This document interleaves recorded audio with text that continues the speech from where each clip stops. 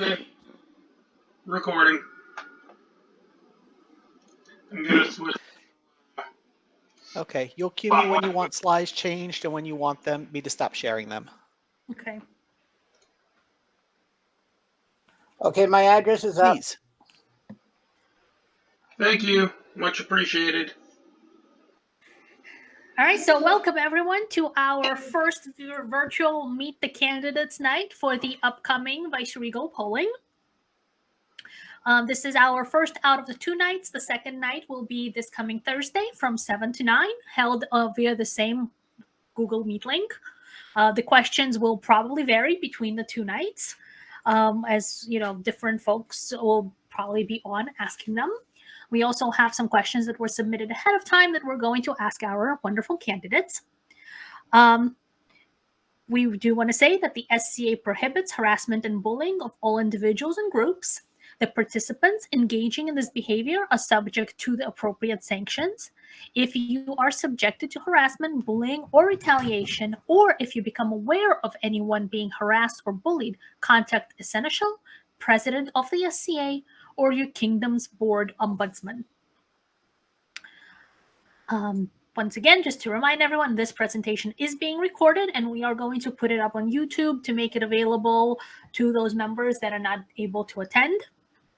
We have a wonderful slate of candidates for the populace to advise their highnesses on. And those candidates are... We have Lord Ragnar Blaskeg and Lord Albrecht Anchor. We also have, and I'm going to butcher several of these, because even though I know you people quite a lot, I don't know your SCA names. I just know you by you half the time. Haldefig. Is it Haldefig? It's a title. I don't... Eleanor Sultan. Please say your title for us. Lady Eleanor Sultan. Okay. All right. Lady Eleanor Sultan and Lord Methuen Raruin? Aaron? Close enough. We also have Angelica de Nova Lipa. Lady Angelica Nova de Lipa and Mistress Sophia Gianetta di Trieste. I hope I didn't butcher those too horribly. Perfect.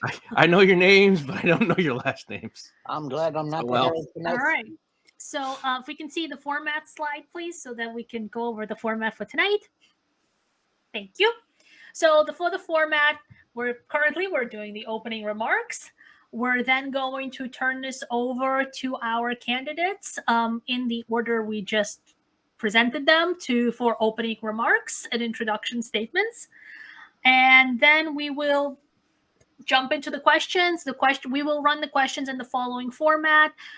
We will start with one of the pre-submitted questions, and then we will open it up to the floor. If you have a question that you would like to ask, you're welcome to either raise your hand or put it in the chat. We will rotate between a pre-submitted question, a chat question, and a voice question. And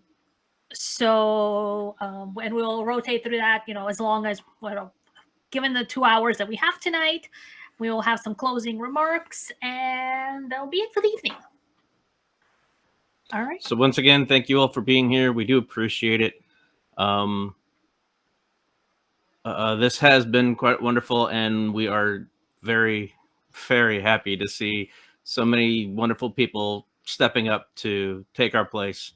It speaks to the growth and the wellness of the group, and how many people love this group so much that they want to try to take our place and continue on the legacy. Thank you.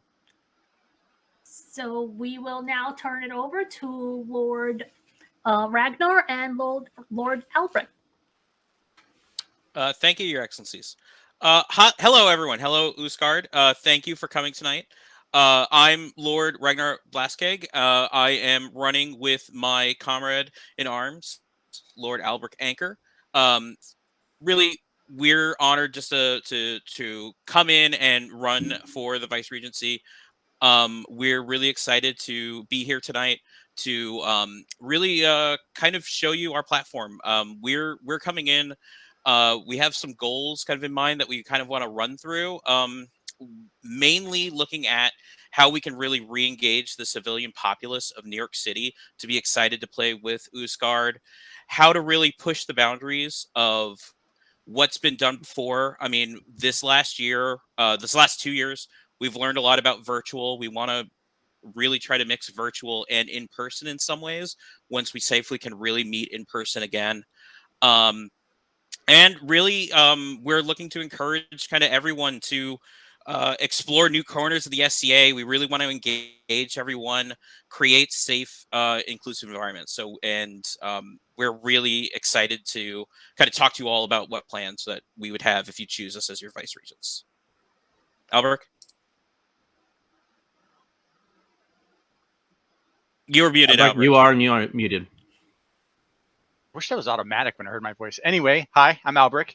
We're also going to be talking about our 3-year plan, a plan that we're devising up if we were voted in as vice regents, and what we plan to do over the first 3 years, maybe even more, depending.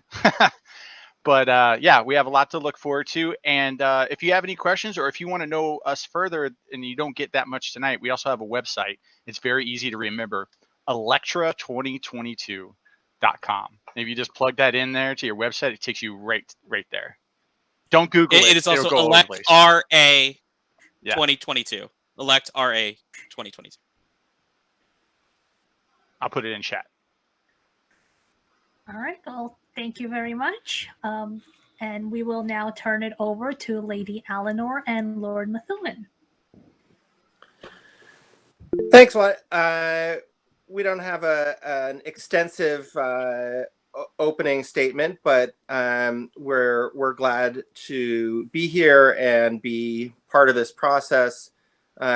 We have both spent most of the last decade in service to the canton, to the Crown Province, to the kingdom, and to the society at large.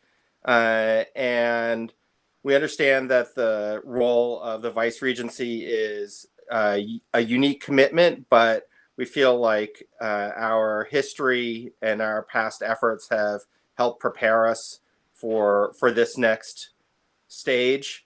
We've spent a lot of time thinking about the unique role of the landed nobility in the SCA as really the folks who on the local level are responsible for kind of cultivating the community and helping ensure the continuity of the dream.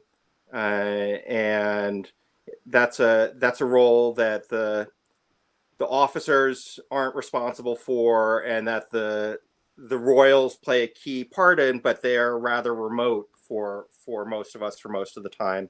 And the vice regents really have a unique role to play, and we've spent a lot of time thinking about how we can contribute to that effort at events and in the quiet stuff that happens behind the scenes to make sure that the province runs smoothly and is a welcoming environment, both for folks who have spent many years as part of the group and for folks who might be interested in joining us. So I'm glad we've got a chance to chat with folks this evening, and looking forward to any questions you folks might have. Okay. Okay.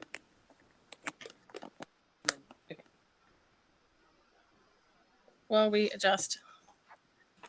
Okay. Go ahead. Okay. So, okay. So, hi. I have spent a lot of time working kind of backstage and behind the scenes and doing stuff really rewarding, but a lot of work. And the role of vice regent is very much on stage, a very different kind of challenge and a very exciting one that involves a lot more bling. And that seems like it would be very much a lot of fun and something I would really, really looking forward to. Yeah. Yeah, that'd be awesome. So thank you. All right. Well, thank you very much. And we will now turn it to Lady Angelica and Mistress Sophia. Okay. All right. Well, thank you. Hello, and thank you all for coming tonight. And thank you, Lotta, Suter, and Uji for organizing this meeting. I am Sophia Gianetta di Trieste, and this is my running mate and partner in crime, Angelica Di Novalipa. We stand before you very excited and proud candidates who look forward to the honor of serving as your co-viceregents. And our goals are simple. We want to encourage and support efforts to increase visibility, skills, talents, and have a lot of fun, as well as accelerate the growth and prosperity of Ostgardr. Yet there are challenges that we need to face and address to attain these goals.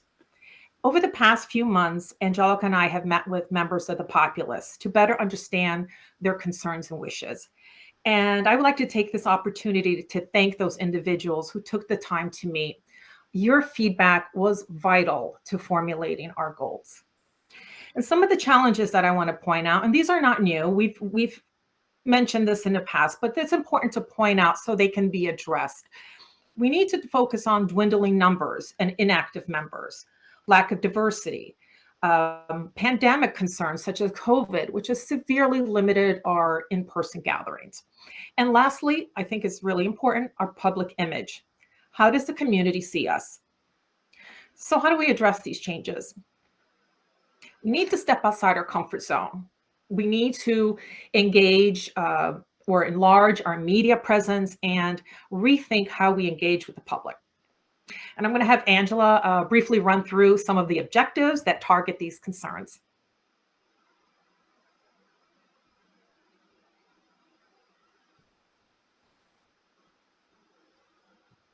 Angelica, you're muted.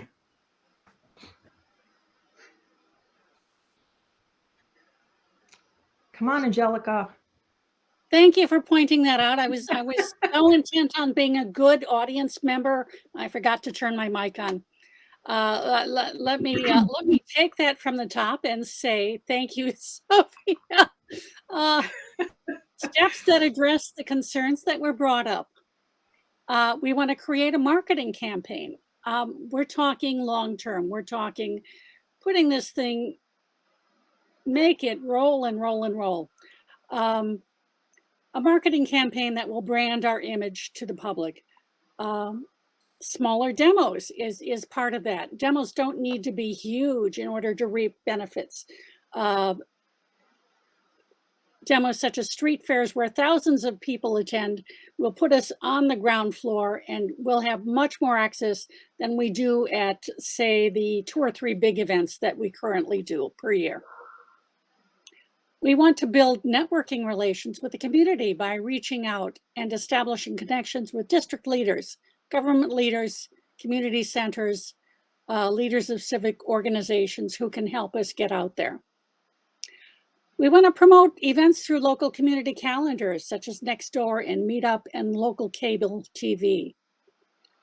We want to increase youth and family activities at events for our members and make sure that we bring in, that we publicize enough that we can bring families in to enjoy these things with us. Lastly, build on creating the hybrid classes, such as live and pre-recorded sessions. We'll talk more about these points in the Q&A. Sophia?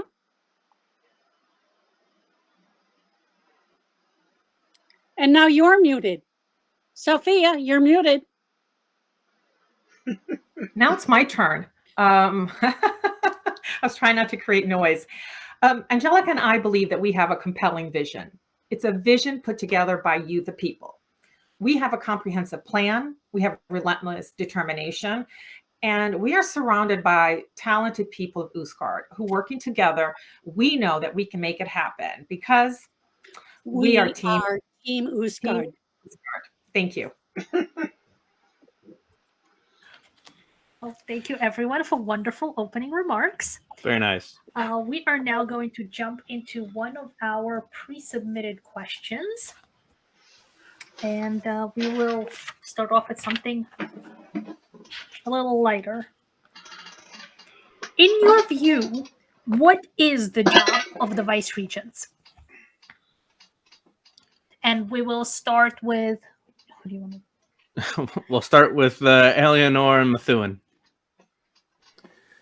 So I talked about this a little bit at the beginning. I think there are obviously kind of a lot of facets of the job. The most obvious and sort of inescapable element is the vice regent's presence at court, where they're kind of leading the community in creating a shared experience and a kind of a mythical world that folks can be part of, where community members are recognized and a kind of a shared goals are created.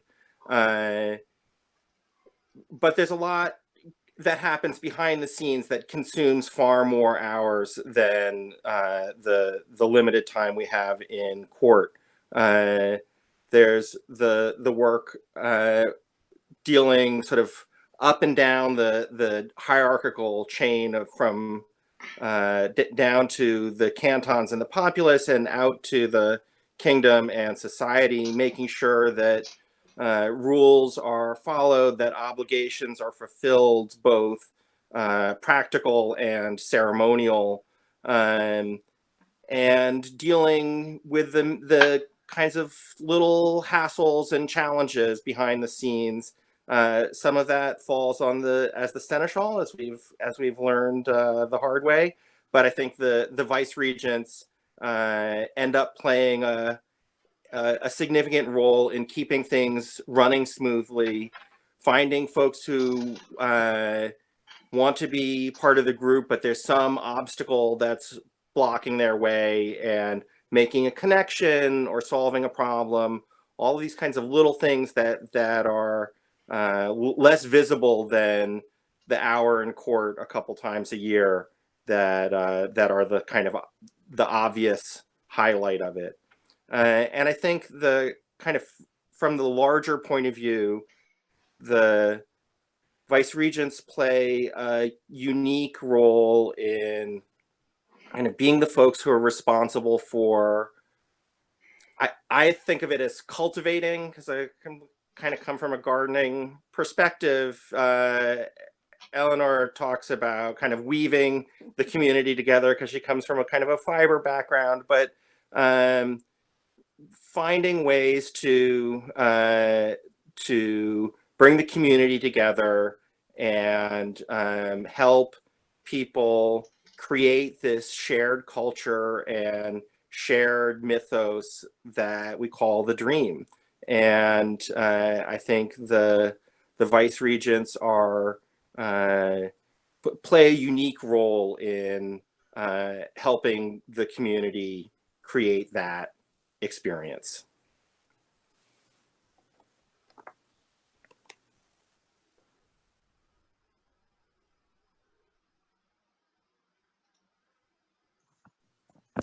Larry, you're muted. Bex, once you're muted. Did that. Okay, so I apologize. We're having a slight technical issue, which His Excellency is fixing. But this is why we have two recordings going on at the same time. We will be able to, piece it together if one loses traction versus the other. And we will now turn it over to Ragnar and Albrecht for their take. Yeah, I think as far as the vice regent's job, first and foremost, above anything else, is to make sure everybody in our province is having fun. That is the primary thing. All the other stuff kind of falls underneath of it. All the backroom stuff that we have to that a vice regent has to deal with. I think the primary thing is making sure that all of our members are having fun, and also we're your voice for the royals. Like we're the connection to that. We're the ones that speak for the populace when we go to court. That's the kind of responsibility that I think the vice regents have first and foremost is fun and being that voice in court. I think vice regents work for the populace rather than, getting an opportunity to jump into and be a part of court. Yeah, I'm in the same boat with Albrecht. I mean, we are the Vice Regency is the front facing kind of connection that Ostgardr has, sending out to the rest of the community, whether it be the community within the SCA or the community and the whole of New York City. So it really is that vital point of really setting the tempo for the entire province, for all the cantons, of like what will be the kind of uh just the demeanor and how we're going to present ourselves, how we're going to put on these kind of shows or demos or anything. Like it is so vital to have that the Vice Regency be something that is energetic and ready to go. Thank you both very much, and we will now turn it over to Sophia and Angelica. Thank you. And that's a great question. Really great question, an important one, right? And Angelica and I have thought about this for a while, and even before we decided to become candidates for this position, because it is important. I think that this position it's twofold. Well, from one perspective, we are representatives of the people of Ostgardr. We are here to do and present in other baronies, in the kingdom, outside in a known world. We are your representatives. At home, I feel it's taking care of the needs of the populace. And when I say that, I say it from a leadership aspect. Okay. And what I mean by that is I feel that we are here to help keep our team and our people focused on a goal and motivated to do their best to achieve it. It's about laying the groundwork for other people's success and then standing back and letting them shine. And that's what we want to do for Ostgardr. And when we do that and we see their success, because it's not ours, but we bring the joy in this, that's where we want to acknowledge and appreciate our people. And I think that's what's really important. It all comes down to, it was said before, fun. But I really believe it's about being there, connecting, the communication, the bridge to building relationships with the people and trying to fix and trying to help, not do it for our people, but what can we do to make this canton's event successful? What can we do to make this person's vision come to life? What can we do to make an individual who wants to learn something to bring that and make it possible? And I think that's where the position is for the Viceroy. On the another point or another set of points, I know that it's also important for the Vice Regency, the Vice Regents, to make sure that everyone else, all of the officers, are doing their jobs. I know it's the seneschal's job, but you have an overarching responsibility. Along with that comes the unpleasant job of conflict resolution. Sometimes it's not a pleasant point, but it's there, and I know you've done it. The happy side is the pageantry and being able to be representatives, being able to be the hyper shadowing, to really welcome new people, to encourage cohesiveness and a beautiful open opportunity for people to shine.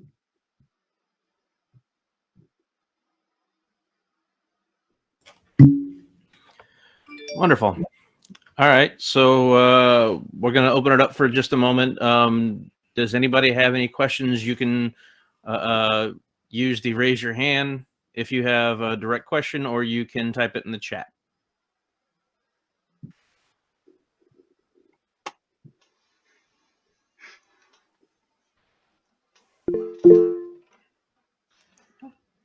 Perez, go ahead. So for me personally, and kind of looking around the province and some things that I've seen kind of in conversation leading up to events, whether they be some of our own, but the difference between going to the former North Pass from Broken Bridge, or even more so out of area events, is Ostgardr, New York City area poses a unique challenge in just the difficulty of getting around. It's difficult to get out of the city in a way that really is very unique. A lot of people don't own vehicles, which, especially for a lot of the kinds of events that we do with camping gear, fighting gear, all of the things, it's really very limiting to participate in that way without more of a logistical system to support that. And I would just be curious, for the candidates, do you have any plans or thoughts on how this could better be addressed so that more of the populace can get to more events and be out there and participating? Thank you, Perez. And we're going to give the first shot at this to Sophia and Angelica, and then we'll go around from there.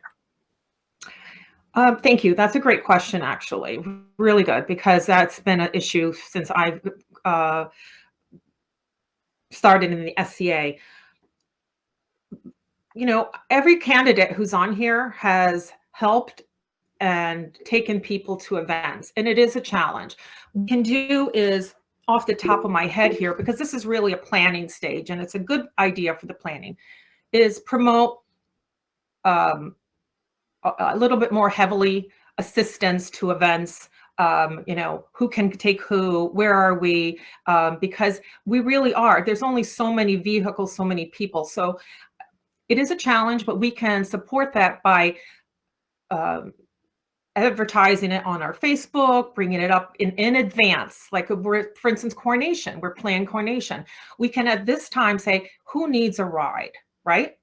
And we can organize that in advance. So it's not a last minute thing where already cars are parked, packed with things, and more people can attend the events. For my part, yes, that's an issue which I've been aware of for quite some time. And local events, even local events can be an issue in terms of that. We encompass a large area. To expand, it's even more difficult for people to get to Penzic. So we have huge opportunities there for improvement. Going to leave it there. Thank you. One of the things that I have been, so I've put a lot of effort, as Sophia noted, we've all put a lot of effort into arranging rides for people. We don't have any good central location in which to ask for them and negotiate them. It would be good to have a board for that. Also, some of that I have done as exploring the public transit. We don't take the transit that's available to us as much as we could because we haven't done it. It's a little scary when you haven't done it, and you really need to have ridden it to get all of the bumps out. And so I think that if we organized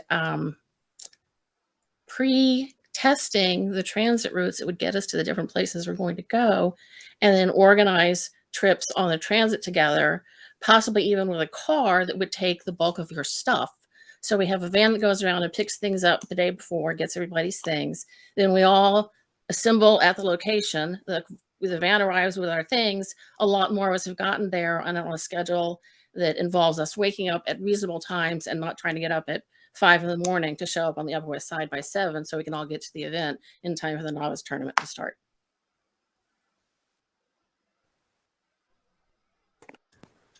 Ragnar, Albrecht. Well, Bethune, do you have anything to add? Well, I just, I know we've certainly, I cannot count how many times Eleanor has gone out and gotten a zip car and ferried people to practice or to events, and it has been challenging, but we have lugged so many suitcases out to Penzic for folks, and I think the community is willing, but each of us individually that have the resources to do that, to make that effort, and I think we're all talking around the same topic of putting a little more effort into creating some support structures to help people make the connections, because often the folks who need the ride may be new members or less centrally connected to the community, and it takes a little bit of gumption to say, hey, I want to go to this event and I don't know you. Can you come pick me up and drive me there? And the vice regents, as a sort of a key social connector, can help make those connections possible.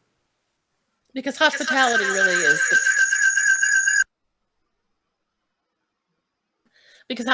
really is a big part of that job.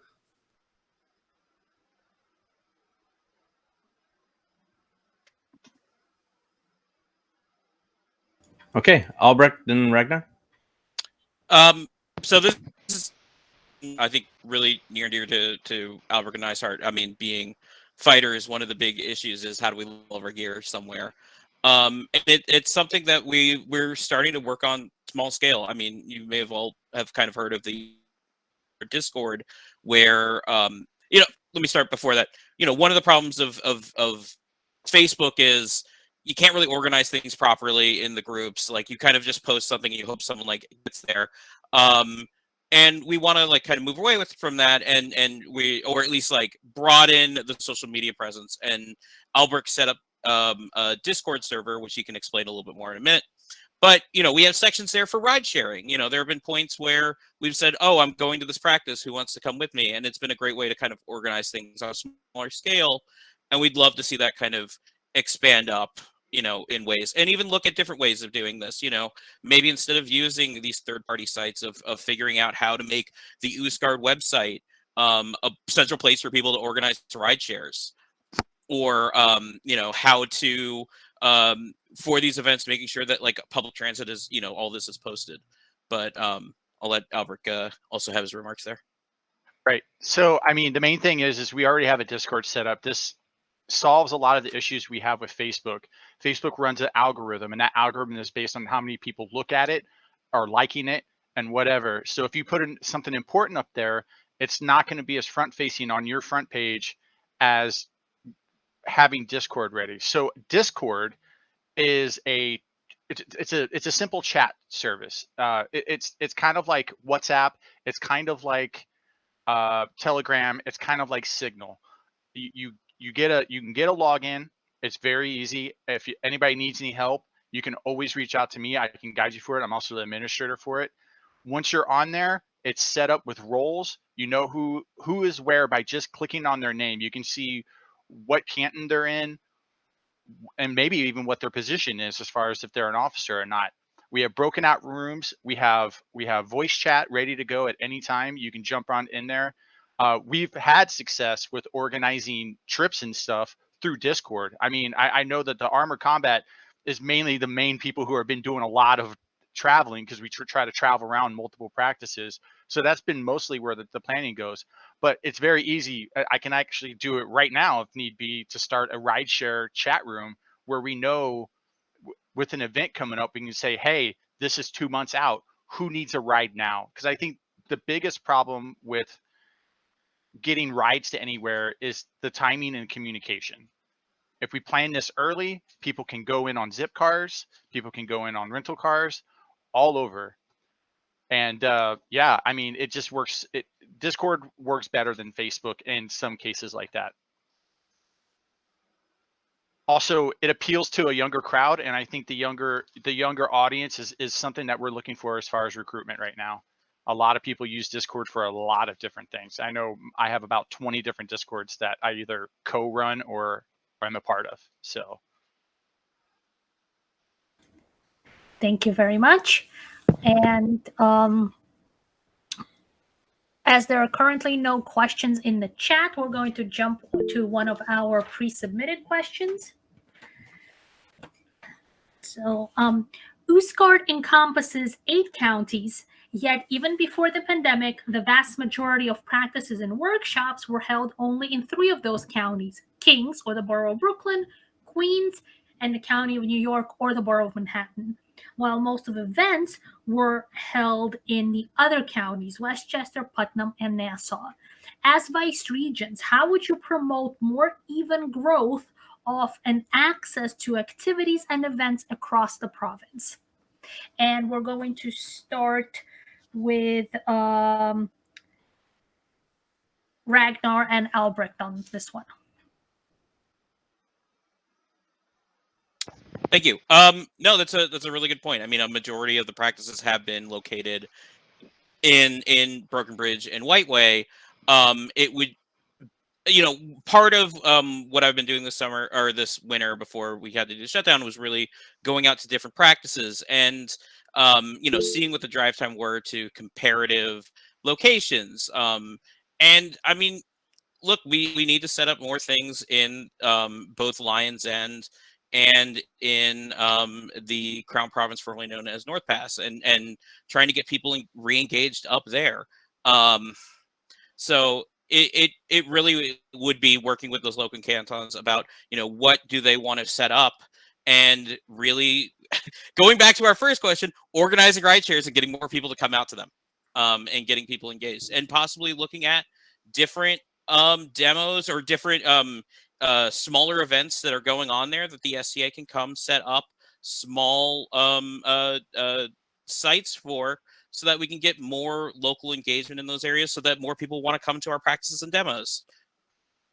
I think it also has a lot to do with our reaching out to the other cantons and other groups and other provinces, like Undub. Undub is a great place, especially for Lions Inn to reach out to. It's actually more convenient for a lot of Lions Inn people to work with Undub. We actually went out to their championships recently before everything shut down, and it wasn't that far of a ride, and I think they're a great ally to have. And I think that's one of the main things we have to do. We live in a very unique geographical location. New York is hard to get out of and hard to get into. So again, planning ahead, sitting down and having conversations, active conversations, not so much, getting lost in the Facebook algorithm, but sitting down and being like, almost like how I do with work. It's like, hey, you want to sit down for 15 minutes and just really hammer this out in a chat? Sure, let's do it. And I think that's some of the best things. We have a lot of events that are just across the border in Jersey that happen, and keeping an eye on those, and also showing face at those entices those over there to come to our events. It makes people willing to pay that toll fee to come across the water and come to these little events that we have, be it the street fairs that Maria talked about earlier, to even just setting up practices in different areas in the city, like Staten Island, outside of New York City proper, maybe just grabbing one in Lions Inn. I mean, that's just something that we have to have a conversation about, really. And just one final thought before we to really get re-engagement up in the Westchester and northern area, probably talking about bringing back the Canton of North Pass and reforming it, so that they have a strong group to start doing those kind of demos again. Thank you, gentlemen, and we'll go to Methuen and Eleanor. Hi, yeah. So who and I were just talking about this last night, in fact, reminiscing about how the Commons meetings were rotated. We rotated them among all of the different areas, so that every region got to come to at least some of the meetings were local, and you could show up and be present. And given that we don't really like the Commons have thrived online, so we kind of want to keep it that way. But we would really like to revive or begin establish sort of a visitation, small social meet, greet, cultivate a couple of sites. We had a site, at least one in every place, cultivate a couple more in each place and then rotate among them to come and hang out and do a thing that is amenable to the people who are there. Like, what is it you kind of want to hang out and do?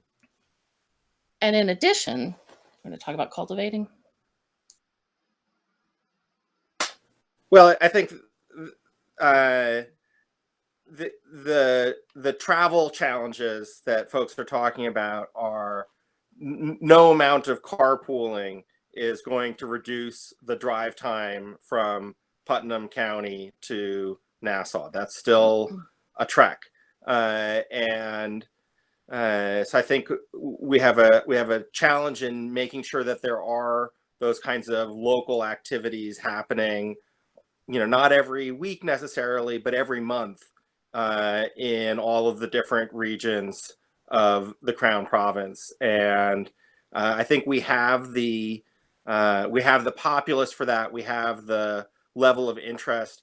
Requires a little bit of assistance. There are areas that have people who want to fight that do not have a currently qualified marshal.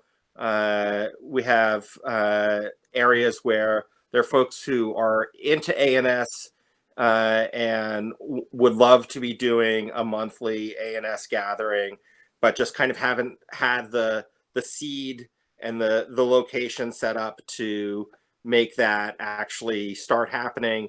And I think a combination of having the vice regents do a monthly visitation rotating between the different counties and providing some support to folks on the local level, a little encouragement and the connections. Oh, this person's willing to teach a class. This person has access to a business that's empty after hours. Put those folks together so that they can make that stuff happen on a local level in every county every month. Thank you, and we'll turn it over to Angelica and Sophia. Well, Methuen had a good point about for the combat issues, for archery, for combat, for fencing. We do need an active marshal who is willing to go to that particular place. So those are personnel limitations, transit limitations.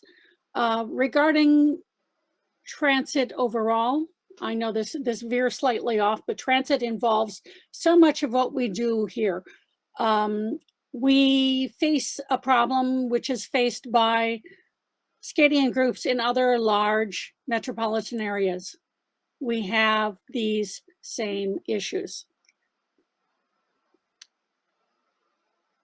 We can do the best that we can. The ride sharing, I think the Methuen and Eleanor's concept of rotating focus using the vice reins in a rotating manner through the groups sounds very good. And I'm not sure what else to say about that. Sophia, do you have some input you'd like to bring?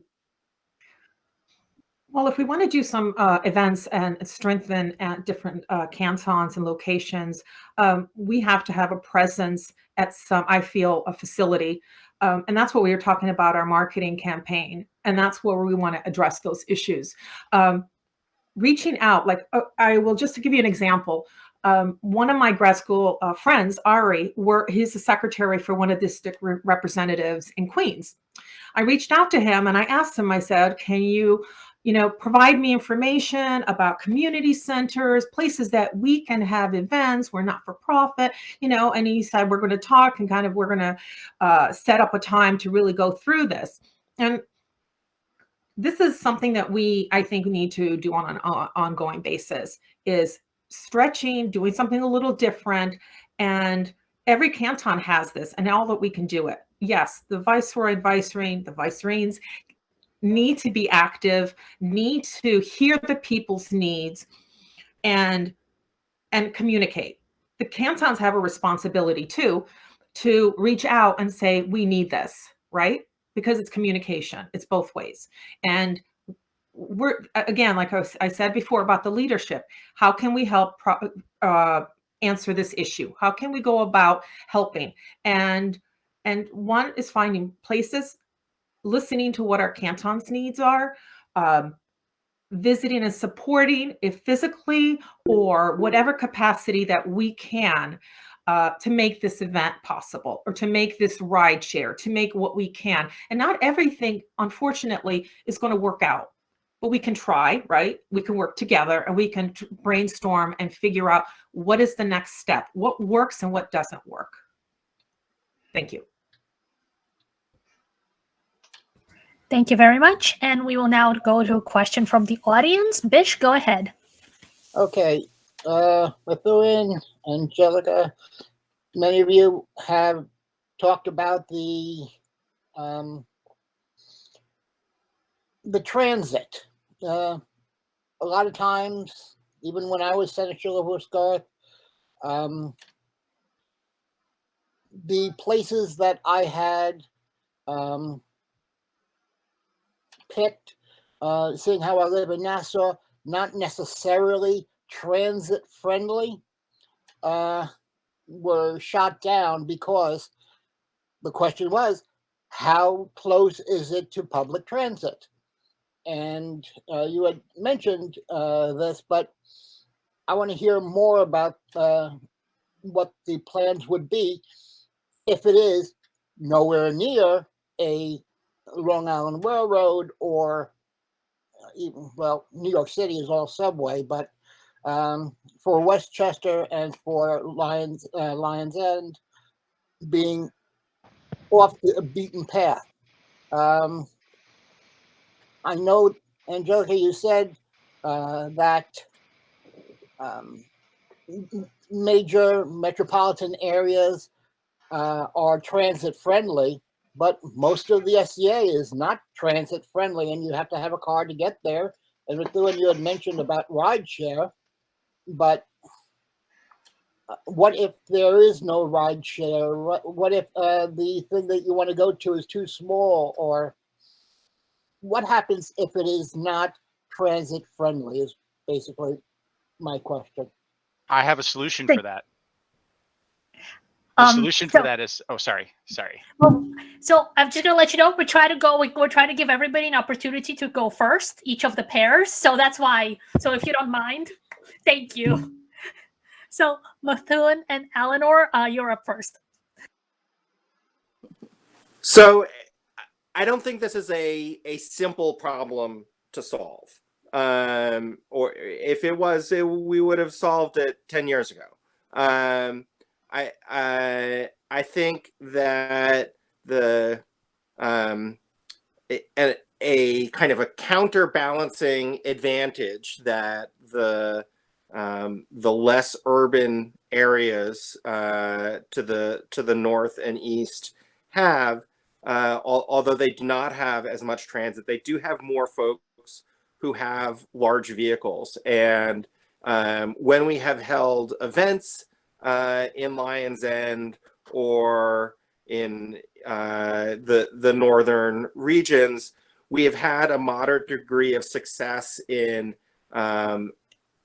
setting up folks with a minivan or a similar large vehicle who will shuttle people back and forth from LIRR or Metro North to the event site. And I can understand why, if you live in Putnam County, you are not eager to drive down to Brooklyn and pick someone up and drive them back, because that's your whole day.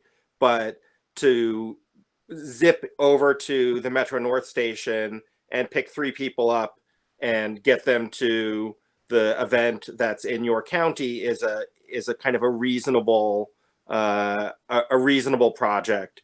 And I think that's sort of the missing link in helping folks who come from the non-car areas to reach those regions. And we've had a moderate degree of success with it, both for events and for things like archery practice. And it's an ongoing project to make that work more effectively, and to make it something that is accessible to folks who are newer to the group, less accessible to the group.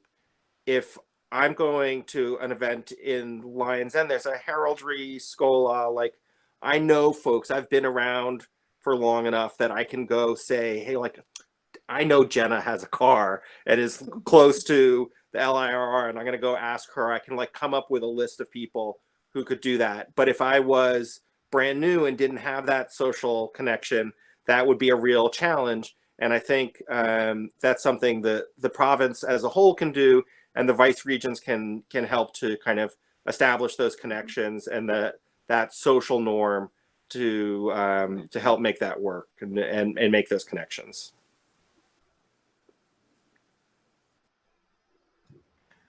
Eleanor, do you want anything to add?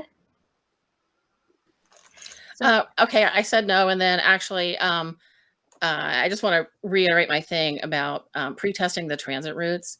So I've been doing that we didn't end up doing the the archery practice in Andub. I tested that on public transit. I tested it as the train and then riding my bike at the end. And also I was going to see how much like the Uber was, because when people know like how easy it is and like exactly how much it costs to get there, and like, just like, it's just never having done it is terrifying, and you don't want to do it with all your stuff for the first time. But if someone can tell you every step, then you're absolutely going to go.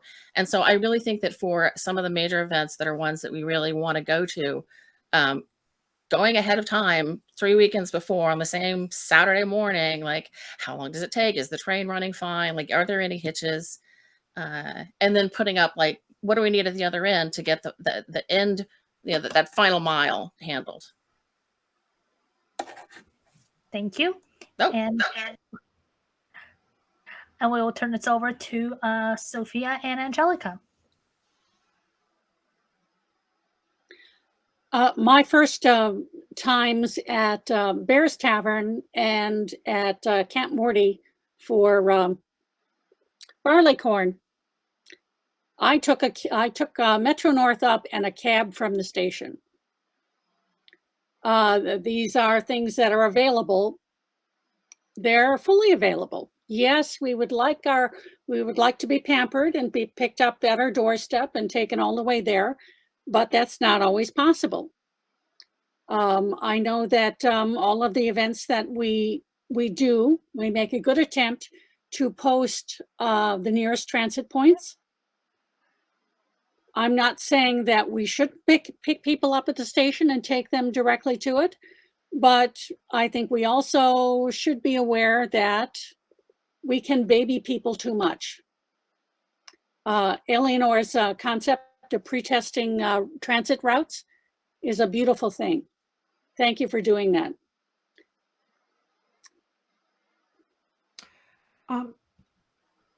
I'm going to chime in. Lucifer, you said before about sites, and we didn't, not taking the site because of where it's located, so forth. When I know that in our commons meeting, when a site is proposed, we look at these items, right? This issue, that's a huge thing for us. It's always talked about how close is it to transit? How far is it from X, Y, and Z?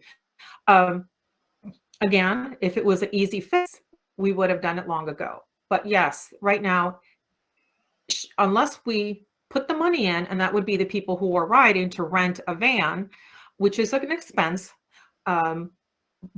ride share is going to work other than transit, but transit's a great idea, but also looking into places that are closer to transit. If you're out in on the Beguine is different. There are neighbors, we know the drill, we know people, we can make it happen. But if we're doing somewhere in Queens where there's no transit and or very bad, or buses, we have to rethink then also, is this possible?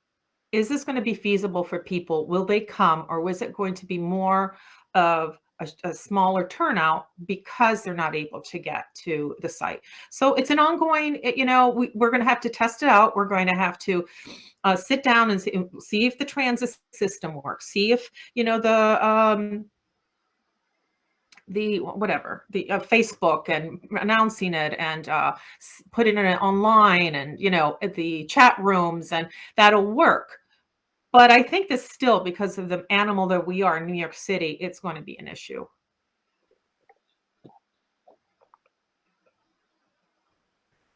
Thank you, and Ragnar and Albrecht.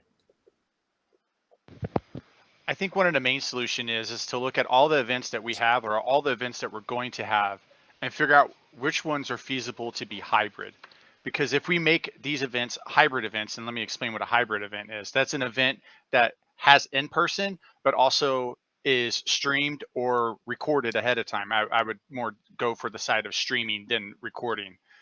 We have a lot of opportunity there to bring people to these events that normally wouldn't be able to make it. Like if someone's like, I just can't make it up to North Pass for this event, to be able to plan that event ahead of time in a hybrid format so that we can at least give people who are unable to make these events or the transit's just out of control, we have an alternative side event just in case things go south, which we've seen with COVID and whatnot. I mean, we've been doing this since COVID happened. Especially in Broken Bridge, we set up one of the first streaming events around here, and it went off without a hitch. You know, we were able to bring in more than just, you know, the few people that we were safely inviting and making sure everything was safe and whatnot. That's what we need to look at in pre-planning events, is to make sure we have two different sides. We have an in-person side, and we have the potential, if not to have streaming, but have the alternative that if something happens to the event and it, instead of it being canceled, it moves to an online event. And just with that also, I mean, we all understand. I mean, we're asking people to volunteer their cars to drive people that they may not necessarily know. So we really want to try to create some central area that people can go to, you know, kind of ask for ride shares to kind of organize this and to help out as best we can. And then making sure that we're pre-planning these routes, working with event stewards to you know, make sure that communications out of like how public transportation will be to their sites and what we can do about it. But we also know, like, not every site is going, or not every event's going to have public transportation, and so trying to develop some sort of hybrid where it makes sense, where we can actually give accessibility to people who can't access that site now, may help at least a little bit going forward, and possibly boost our visibility on the internet of that we have these events online that people can come to. Thank you. I see a question in the chat that I think is sort of relevant to that. Anna, is this actually a question? You can put it in the chat if you'd like. If there's something you want us to ask, or is this more? Okay. I was going to point out both Anna and Galvin have very pertinent questions on just this topic. So this is why Anna is. What about accessibility for travel or alternatives for people with disabilities, visible and invisible? Can the shuttles between rail, transport, and event have wheelchair access? And we're going to go to Sophia and Angelica first. I think that every event that I know that has been in Ostgardr for the past few years, at least, that has been key about having accessibility and look to that. And that's an important factor. And I think we had events in the past where that was an issue, but we try to steer away from that as a group, right? Because we want everyone to have that. And we do, forgetting what event happened out Lions End or maybe in Beguine, but we looked at the times of the stops, you know, where they get off. Is there accessibility, and even for the event site itself. So that all is, I think, important when an event steward is looking into this, or an event is being coordinated, to make sure that is there for people who need it.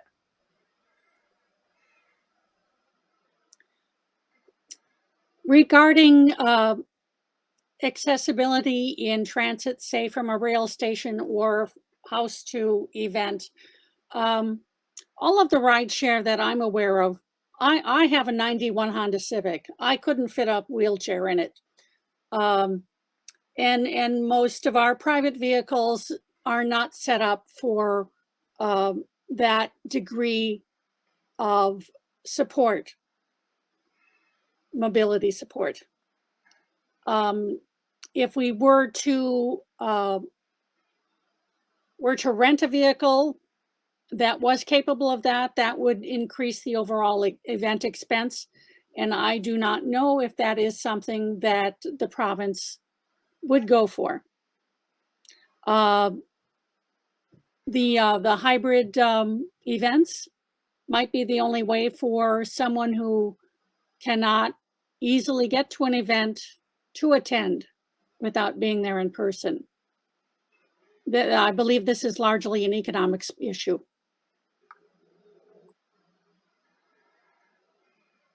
Thank you. And we will go to Ragnar and Albrecht next. So it's an interesting question because I mean neither Albrecht or I are disabled, so we don't have that firsthand experience of how to actually solve this problem, and this would be one of the things that we would want to talk with the members of Ostgardr of how best to, you know, what we can start doing to solve this problem or at least mitigate the problem as much as we can. I mean, our ideas right now are, you know, hybrid or you know, models, but that's not going to help you when you want to when there's an event that you really want to go to, that you want to be there, but you know, like, oh, there's now 1,000 steps to go up.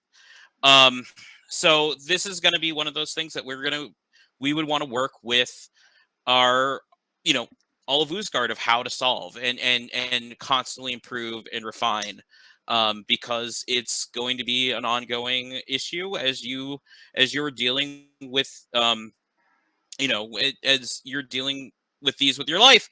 You know this better than we will, and so we want to hear you and kind of work this out with all of you.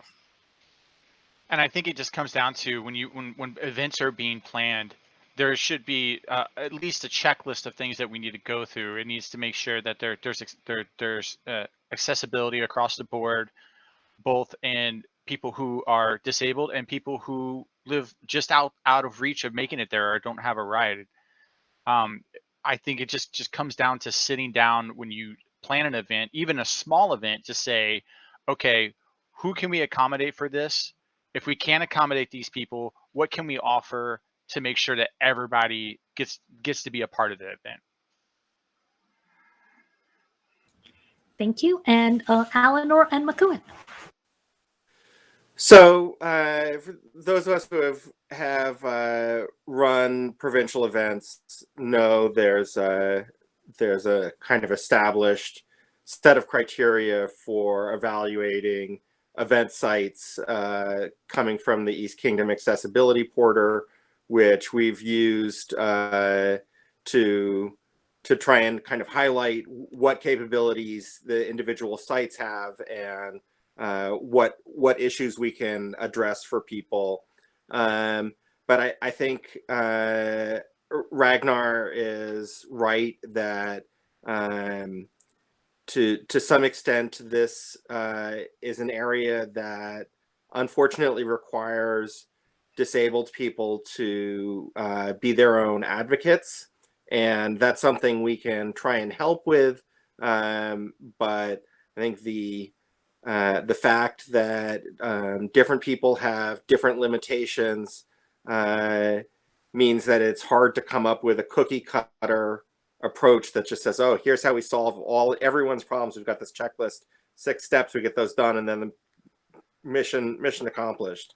And so I would encourage folks who want to attend events when we have events again in that glorious future, to not hold back. And I think event stewards are very willing to be accommodating, and we've had some folks in the Crown Province who had issues with mobility or with hearing or with visibility, and they've said, I need to make sure that I can get the elevator up to the X floor, and we've made sure that there were folks available to operate those elevators, to get a ramp to get up the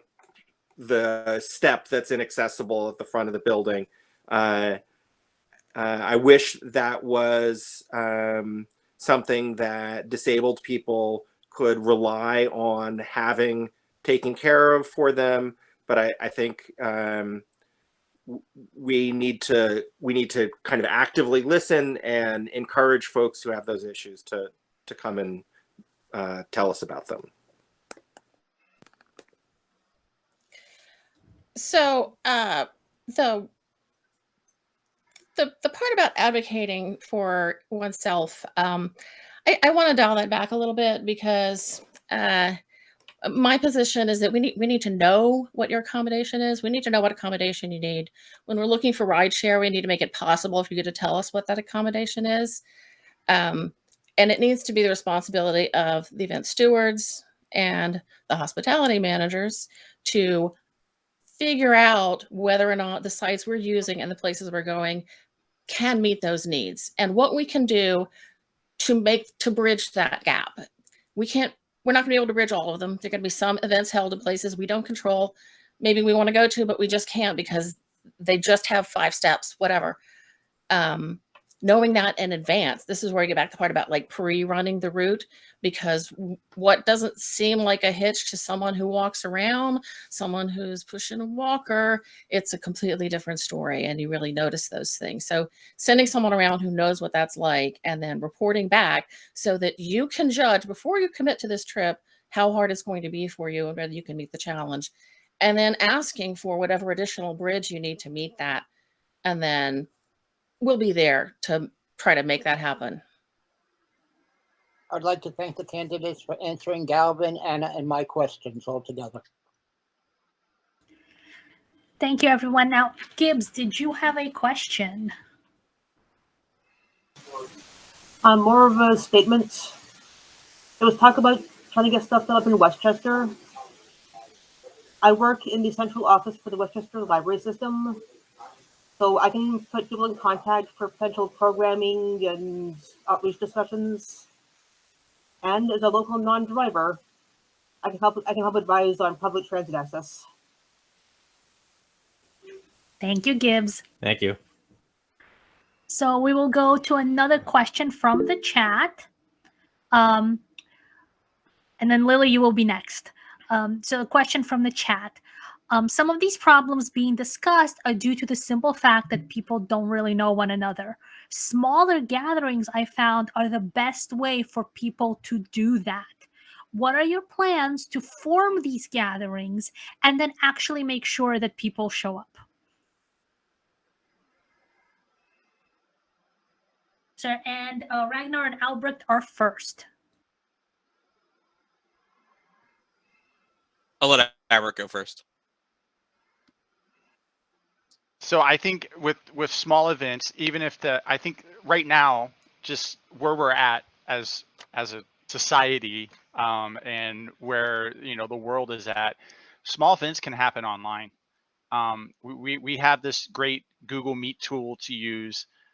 We have Commons. I think playing back to what we talked about with Commons, it was hard for me during the week to be done with work and to be able to make it to Commons on time, or at least get to the spot where I needed to. So having online Commons is a really great way. You may not be able to see everybody, and it may not be an online event, but it's a really great opportunity to sit down and chat with everybody and kind of just be in the know what's happening with your canton or with Ostgardr in general. But we have these little online classes happen all the time, but I mean, we could push it further and actually have more, sit down chats, maybe happening bi-weekly, or just, anybody can plan something online at this point. We don't really have to go about tracking down a site or anything like that. All we got to do is just get the Google Meet and just do it like that. I know I keep pushing this online thing, but right now, we thought we were in a good place over the summer with COVID, and then here we are now with restrictions again. So being able to be fluid and both meeting in person and going online is something that we really need to look forward and really properly plan for every single event. And to piggyback off on that, the other major thing is like most of the smaller events, are business related, comms related, or like ANS related, and we're not really like branching out into the other boroughs. I mean, Jin was out in Staten Island. When's the last time we ever did anything out in Staten Island? So really trying to look at talking to the cantons, talking to the populace about like what events we can start setting up that people will want to go to. I mean, this really comes down to what do people want to go to? What do people want to? What small events will make people want to come out to those areas, and then would be appealing, hopefully, then to the people of the areas to do that. I mean, we kind of see it with the fighter practice in McCarran Park, where we're doing cool stuff in person. With just a few of us, a lot of people want to come over and ask us what's going on. So once we can really start meeting safely again, talking to everyone about like planning these smaller events that people want to go to. Thank you. And we will turn this over to Eleanor and Mahoon. So I can tell you when the last time we had an event in Staten Island, a small gathering in Staten Island, which is archery practice in 2019 and in 2018, paired with commons meetings. And it's because Eleanor made a deliberate choice to rotate the commons meetings through every canton and county so that every year folks would have a time where they were playing host to the rest of the province coming to visit them. And I love the online business meetings. I love the online ANS classes. I think there's a magic to in-person gatherings that is hard to reproduce in an online setting, and that we've lost over the course of the last 2 years. And I think it's something. Obviously, we'd like to get back to having full-blown events with hundreds of people, and that's something I think we'll all be working on about how to do that safely over the coming months leading up to coronation, to investiture. I'd love to see that cycle of significant events get up and running again as it was a few years ago. And I think we can pair that with local in-person gatherings in parks and kind of well-ventilated spaces. And Eleanor and I have been talking about using the sort of a model of Viceregal visitations in a similar cycle of traveling through each of the counties from 1 month to the next to help encourage that and make the connections that happen in person that maybe sometimes don't happen on video, or for individuals who are not Zoom centric to make those connections.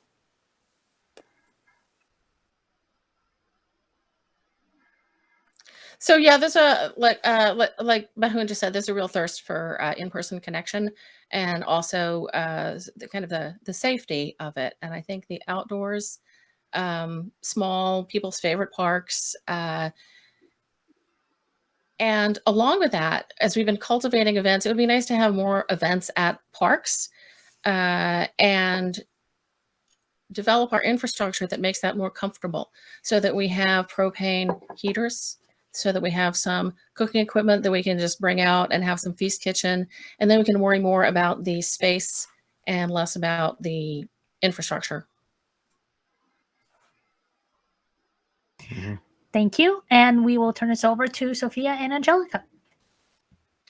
I'm glad this question was asked. Thanks, Mongo. It's good to hear you on text there about not knowing each other.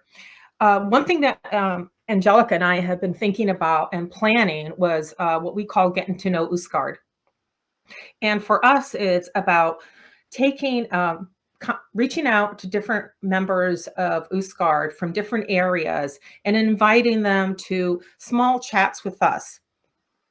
And so we have so many people and we're spread out that we don't have the contact that we did. And I'm not just talking COVID, this is even pre-COVID, where if it's not online, because not everyone is online, we can use what's called the telephone. Yes, we still use them. Having conversations with people, and not just, the members are members who are not active, reaching out and saying hello to them, and then reaching out to the new person. And we do this at my organization, and it is amazing. When you just sit in a smaller gathering, people are more likely to open up and speak and share, and you'll learn a lot. And that's where the connection happens to, guess what? There's somebody local to you who also is playing. Maybe we can establish ANS,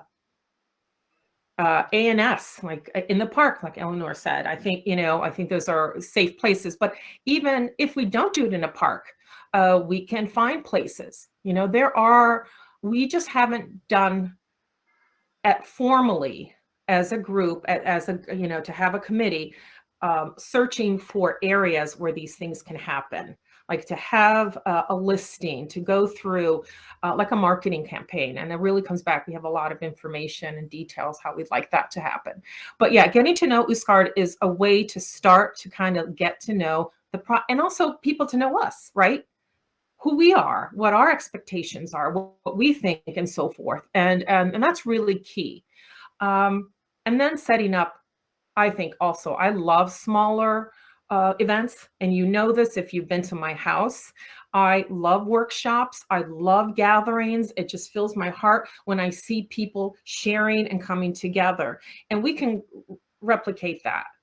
It's about who's interested, right? Are you interested? Are there active members? Reaching out and saying, okay, let's make it happen. Because sometimes it's easier to do it than it is to think about it. Thank you.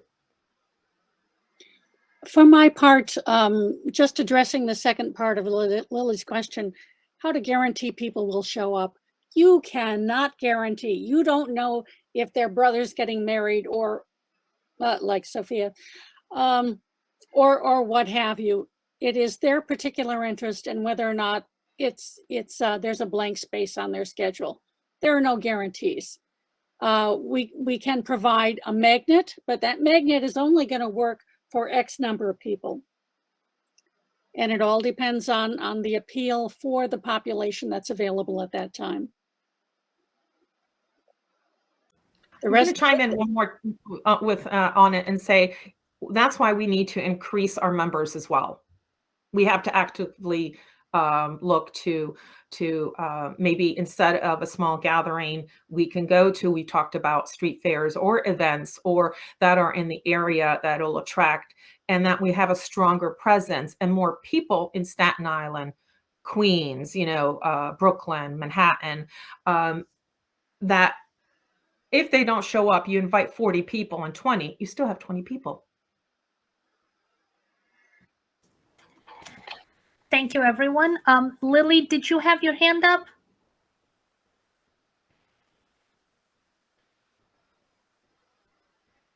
Okay, we're gonna go to.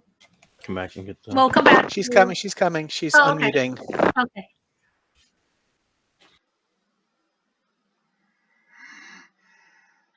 In the meantime, can I just ask, what is the population total of Ostgardr? It was just brought up by Maria a minute ago.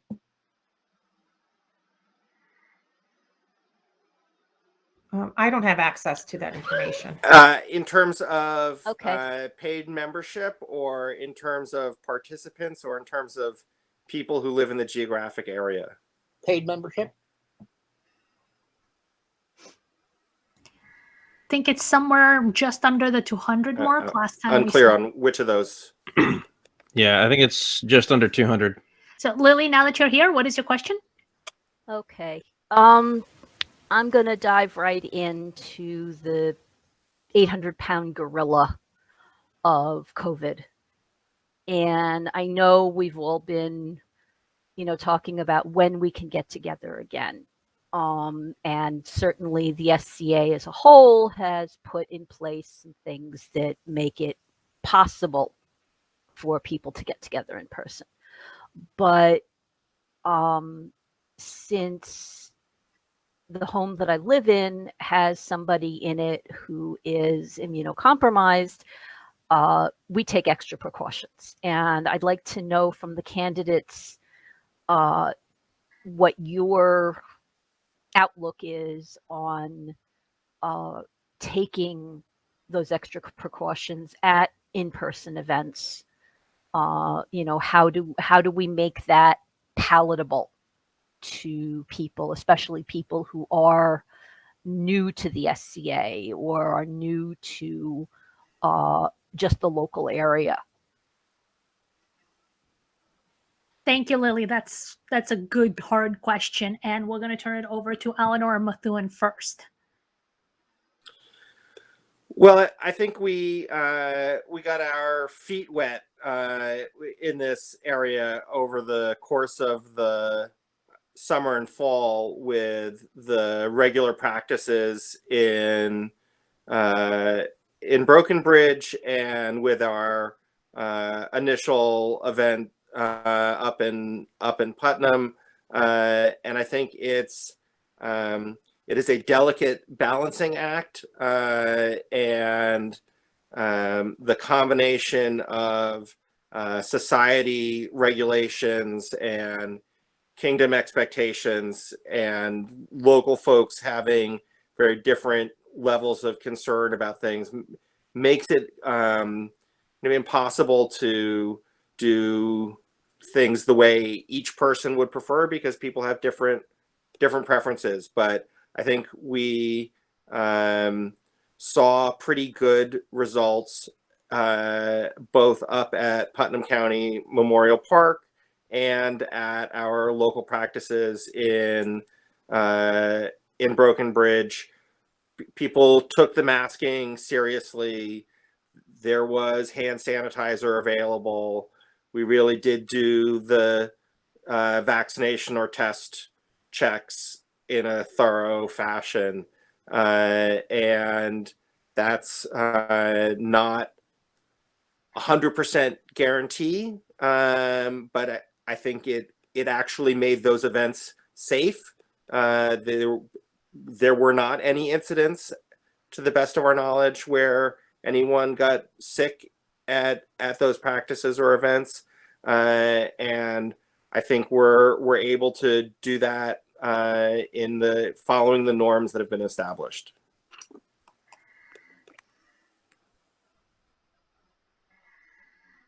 So my personal risk level is also a little bit high, and I have pulled the plug on events when I felt they were not safe. And I can promise that I would continue to do that, that I would not be attending an event that I personally did not feel was safe. I had a follow-on, and I've let it fall. It's something we take seriously. Yes. Oh, and the thing about the masking, yes, that at the first couple practices, it took some reminding, but and as Seneschal, I felt that was my responsibility to just really be on top of, and I appreciated that the marshals noticed that I was doing that, and then they also got on top of it, and then pretty much everyone was, and so whenever someone was inattentive and things dropped, someone else would remind them, and it went back on, and for that, and also for the apple picking, the excursion that we did together, I really appreciated the kind of the joint effort that went into people treating each other with that care. Thank you very much. And Angelica and Sophia? I'm a hardcore masker. And as long as we have COVID around, it's my firm belief that we should not spread it, and we should do the best to mitigate its spread. So as far as I'm concerned, if we have local or East Kingdom requirements for the mitigation efforts of masking, of frequent hand washing, hand sanitizer. Those are the sorts of things that would be de rigueur for events. Sophia? Yeah, just to add, as it was mentioned, we following the protocol of Kingdom and the society. And yes, we had the barley corn and everyone was compliant. Coronation is going to be a little different because New York City requires vaccines. But that is not a guarantee that you won't get COVID. It's not.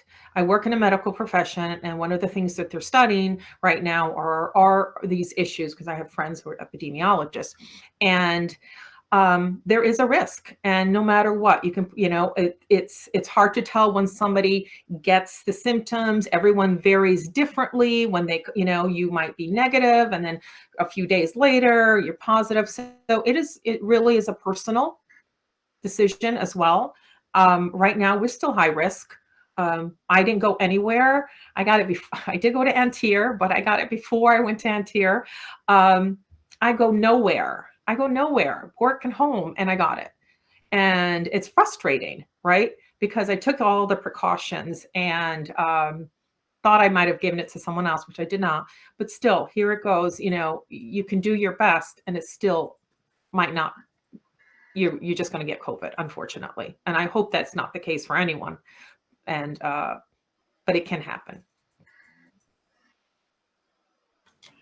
Thank you. And Ragnar and Albrecht. So, I mean, we all know this. It's something that we're going to have to live with for a long time. I mean, as a parent to a 4-year-old who's not old enough to be vaccinated, this is top of the mind for me all the time because I am afraid for his safety all the time. So, but there are things that we can do to mitigate the risks that we have there involved. Which is PPE. And what we kind of hope to do is keeping the lessons that we've learned during the pandemic, during all the events that we've done that have been in person, where masking has worked, and we want to continue doing that. And also a big thing is really reinforcing consent of how close you should get to people. I mean, I'm sure all of us want to be hugged at all points, but kind of reminding people at events, like there are people who are immunocompromised that you may not necessarily, or who would not necessarily want you just randomly going up and hugging them, and really reminding people that like we are not out of this, and that you have to really ask consent before you get into someone's personal space, especially if you're in an indoor area and someone's masked up and everything. Like, don't just go up and hug someone and do something like that. And more so than also is really working with event stewards and just the staff of events to budget for these things, to make sure that PPE is there. Maybe there are Ostgardians who can't afford to have a mask, but they would love to have one. We should be able to provide that kind of thing for people at our events, and then making sure that we're keeping things as hygiene as possible, that we're constantly cleaning surfaces and doing as much as we can to mitigate it.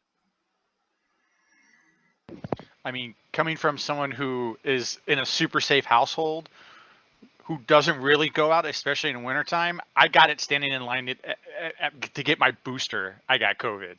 So that's the type of danger that we have to deal with. And, luckily I was vaccinated. So, it didn't put me in the hospital, but it still was terrible. And I think, yeah, going with what Ragnar said, making sure that each event has the proper PPE, but also trying to make this a little bit more interesting. Like, yeah, we can't hug, but we can come up with cool ways to greet each other, even more so than just hugging. If we came up with some sort of, distant handshake, the double elbow. I mean, if you want to throw bones like Ja Rule, that's fine. But, it's finding ways to deal with the suckiness that is COVID to the best way, and trying to make it fun. Even if that's even, trying to find a way to get masks that are Ostgardr masks, be it that they're made, or even if we find N95s that we can actually print off of. So that's really what it's about. Is just, it sucks, And back to our original statement, how do we make it fun? And crafting masks, finding a way to design cool things, finding ways to greet each other in a funny but safe way is all things we need to, look to, and with events and just, greeting each other. Trying to figure out ways to keep morale up. It's a huge thing. Thank Very you, nice. everyone. And we will go to a question, one of the pre-submitted ones. Yeah. Okay. So, given the current political climate, how do you envision handling members of the populace who are seen as problematic, especially if those members have been around for insert any number you'd like here? And we're going to go to Sophia and Angelica first. Yeah. For myself, what I handle in my mundane life as well, have a one-on-one conversation with the person and communicate, and to be sensitive. Well, I have the saying, say what you mean what you say, but don't be mean when you say it. And you need to communicate. You need to talk about it and nip it in the bud, because it will escalate, and you have to, and if it continues, well, then that's where we start, the seneschal come in as well, and we have to address it at a different level. But I first feel that the one-on-one conversation works, and you get your point across. But not everyone's going to be compliant. But again, we take it up the ladder. But I give people the benefit of the doubt. For me, if that politics does not deal with the politics between 600 CE and 1600 CE, we should not be hearing it. That's it.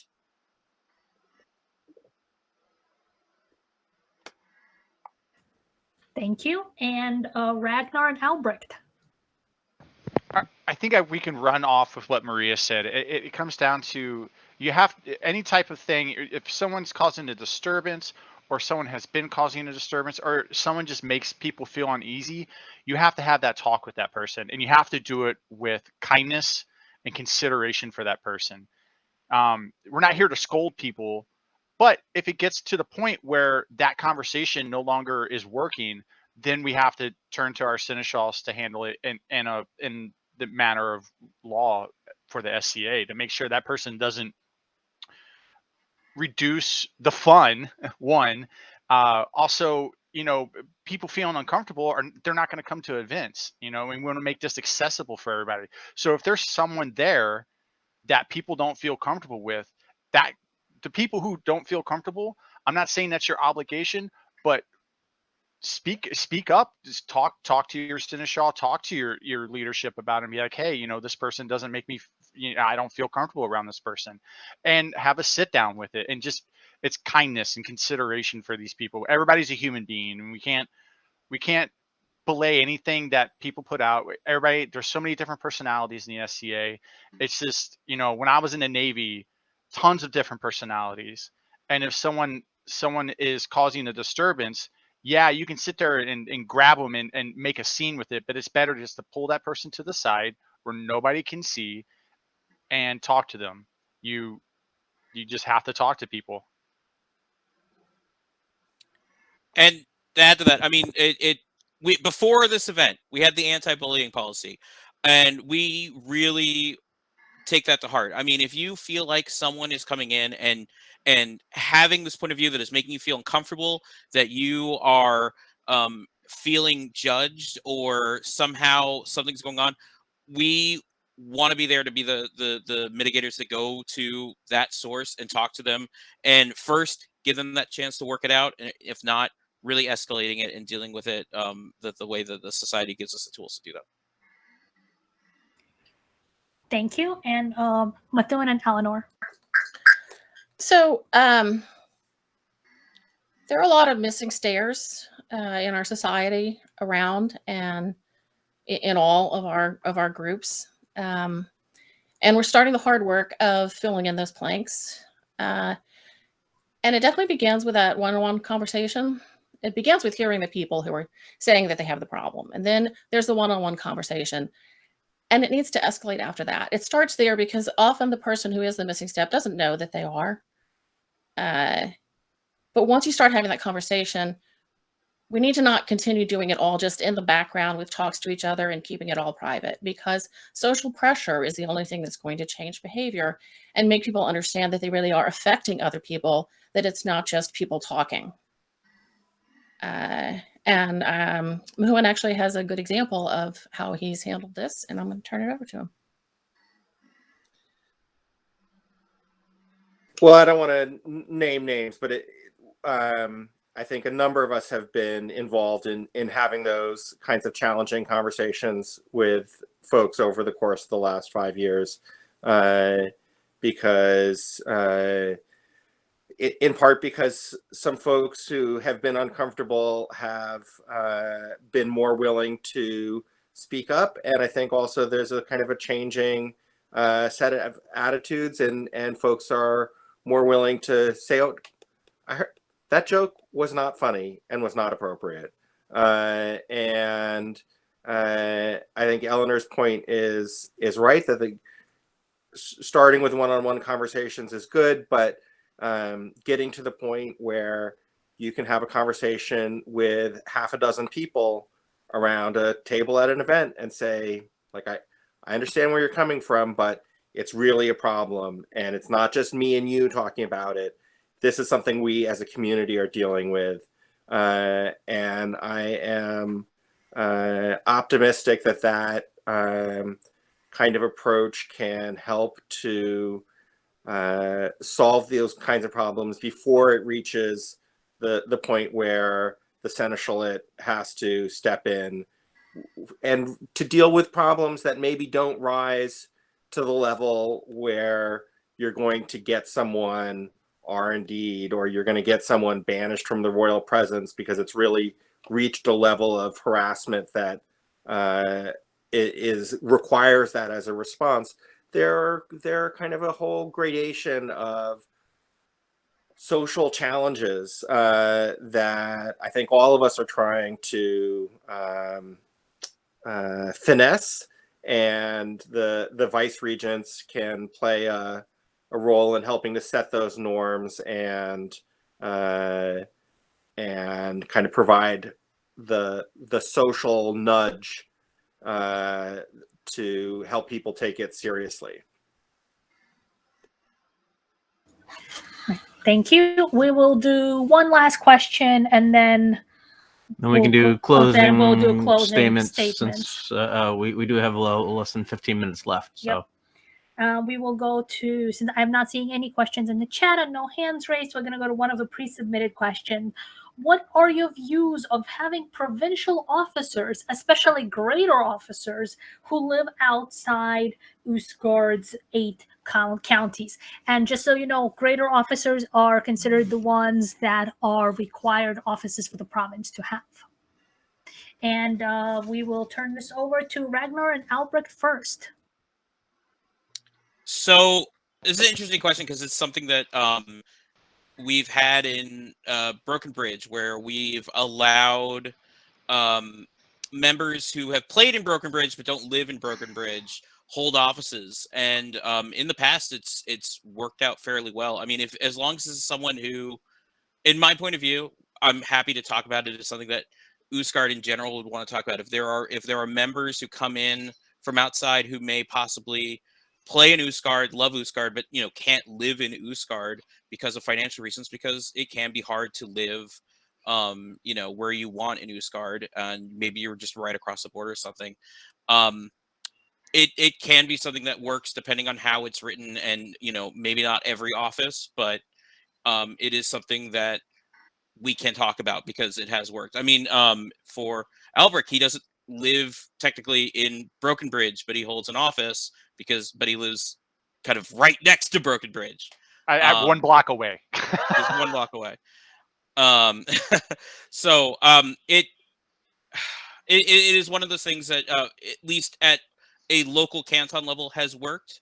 And I would definitely would love to see it expanded if the people of Ostgardr would want to expand it.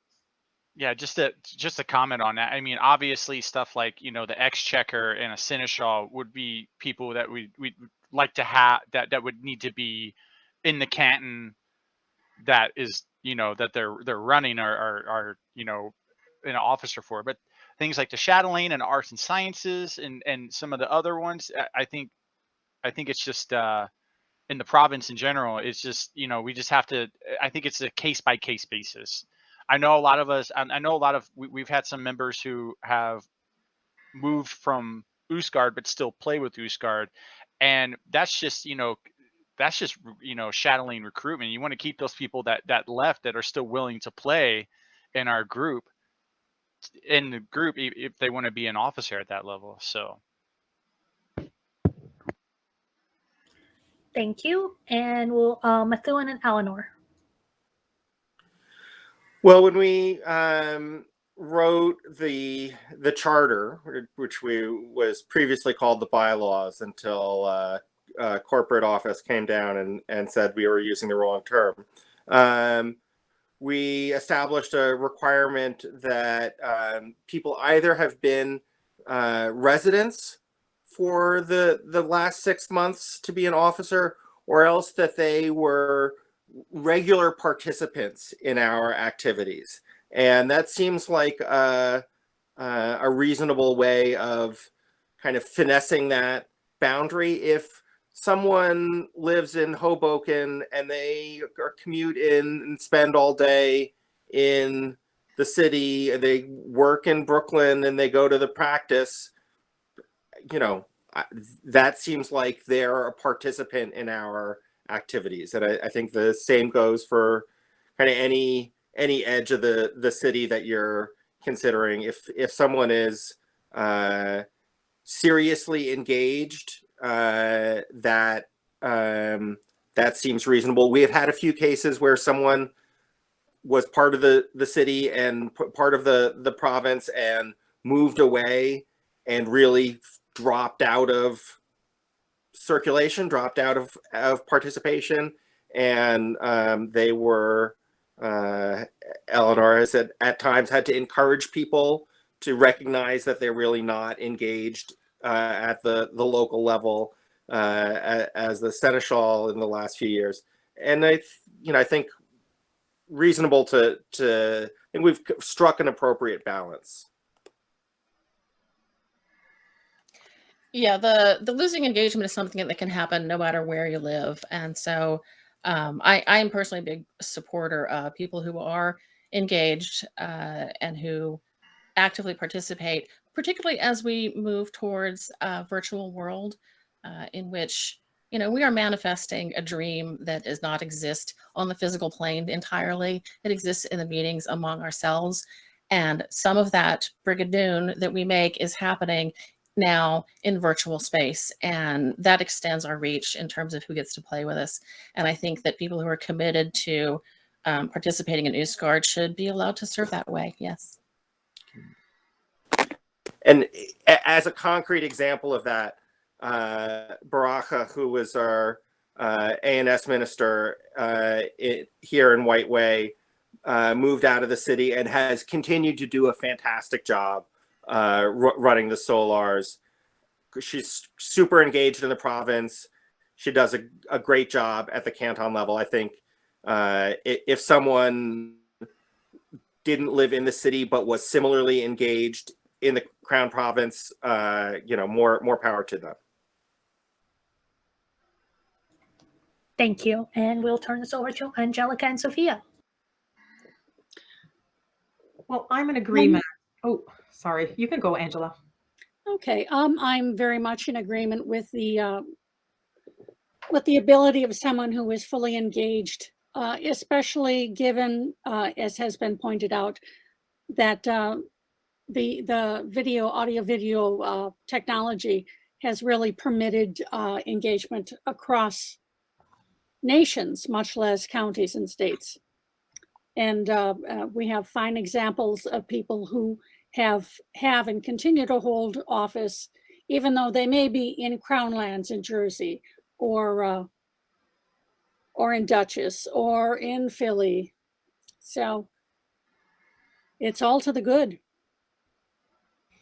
It's funny because I was thinking the same thing. Baraka came up to mind when Methuen as well about doing an amazing job, and she would not have been able, to participate otherwise. And she's doing it's just wonderful to Astounding see work. all the classes, just wonderful.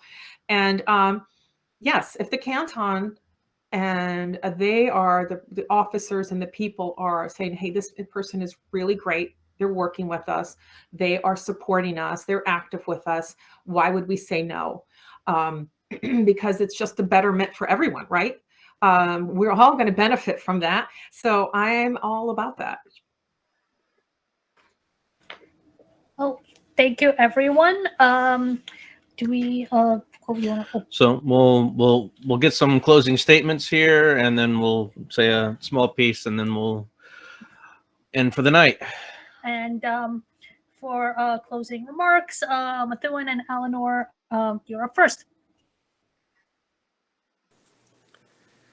Well, thank you, Lotta and Suter, and thank you to the populace, and thank you to the other candidates for coming out tonight. I think it was a good chance to see people face to face in this virtual setting, and I hope that the discussion helped to clarify the choices that the populace face, and I think reassuring for everyone involved that there are no terrible choices. I think all of the candidate slates are folks who take the province seriously and have things to offer. I think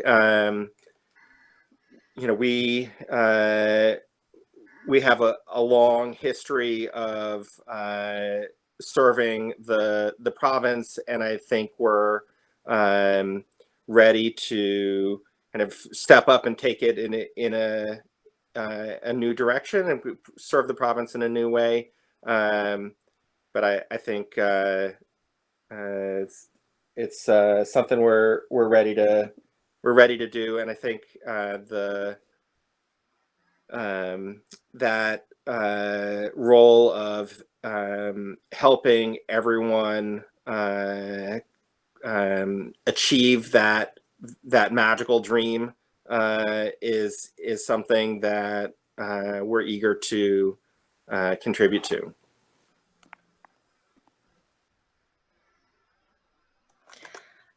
So, working on my resume for tonight to sort of get ready to get into the game, and then engaging in the active listening, that this 2 hours of listening to questions and to each other has been such a really fascinating, valuable, and rewarding exercise, because it's really I love this province, and we are going to do such great things. I think we probably need to form a Voltron of all of these programs because we all have great ideas, and whoever ends up like being anointed is just going to have to call on everyone, because like this really is our future, and I love it, and you guys so much. Thank you. Thank you, and Angelica and Sophia. Would you go first, Angelica? All right. Sophia's probably choking back tears because we do feel deeply about everyone in the province and the SCA overall. It is a place of great heart for us. For my part, I feel ready to serve in a new capacity. I would be honored. I believe I do a great job. And doing that with full appreciation of all of the other candidates and all of the contributions that are here present and will be coming in the future. Sophia? Thanks. So a little over 6 years ago, before Lotta and Suter were even stepping up or thinking about it, or maybe they were thinking and we didn't know. At that time, I was approached by many people who said to me, you should run, you should run, you should run. And I said, no. And I said no because I wasn't ready. And it's not fair to the province. It's not about me. It's about what Ostgardr needs. And 6 years later, I stand here committed with Angela, learned, put my feet in the dirt and understood the needs of the province, talked to many people in the province lately just to better understand. And, I'm proud of Ostgardr. And that by all the things that I do to present for our province, from favors to banners, from whatever, bringing people together. And this is what it's about. We want to be your representatives, your ambassadors. We want to address your needs. And I think we're really capable of that. And we have some amazing plans that we just talked about basically, but that really encompass a lot of things that need to be addressed as we are in this changing environment. And very excited. And we think that we would make an excellent choice. Thank you. Thank you. And Albrecht and Ragnar. Thank you, Your Excellencies. Thank you, the populace of Ostgardr, and thank you to all the Viceregents candidates being here today. This has been fantastic. Albrecht and I, we feel very strongly that the last 2 years have been extremely tough on everyone, and that this whole election process, I don't envy all of you. This is already a hard choice for you all because there is just so many excellent candidates. For us, we really want to make sure that we have taken the lessons from the pandemic and keep them going forward. We really want to make sure that Ostgardr is strong and active and loved, and we really want to put that there, that we are energized to keep it going and to create a stronger Ostgardr than has ever been there before. And we're hoping to be your representatives for that journey. Yeah, just to say, this has been a great night. Being able to listen to everybody speak on different topics, seeing that we all agree mostly on everything about these topics is fantastic. I get to meet people who I haven't met yet. I know I haven't been around here for very long, but I'm from the Midwest, and whenever you see a body of water, you just cannonball into it, and that's kind of what I've done with the SCA, is just jump in, from fighting to, when we went into lockdown, I was like, how can I participate, even though I have no idea how to do any sort of like hand sewing or anything like that. And it's just, taking those lessons that we've learned, running the commons meetings and doing these online events and just jumping in and just doing making things fun. That's it for me. I just want everybody to have fun. If everybody else has fun, then I'm having fun. And that's really what it comes down to. And gosh, what a tough choice. I mean, every candidate here. So every time a new candidate came up when we started thinking about running, we're like, oh goodness. But it's great, and I love it. And I love Ostgardr, and I want to show that further. So we want to thank our awesome candidates. We want to thank our amazing populace for chiming in with all the questions. I love the fact that we see everybody from our northern reaches all the way out to Lion's End. So thank you all for being here. We do appreciate it. And we will be back again for our second Meet the Candidates night. It will be this coming Thursday from 7 to 9. We're going to run it in exactly the same format. And there is some questions that were submitted ahead of time that we did not get a chance to address. So yes, there will be different questions to answer. So, if you tuned in today, we hope you can join us again on Thursday, and spread the word that you had a good time.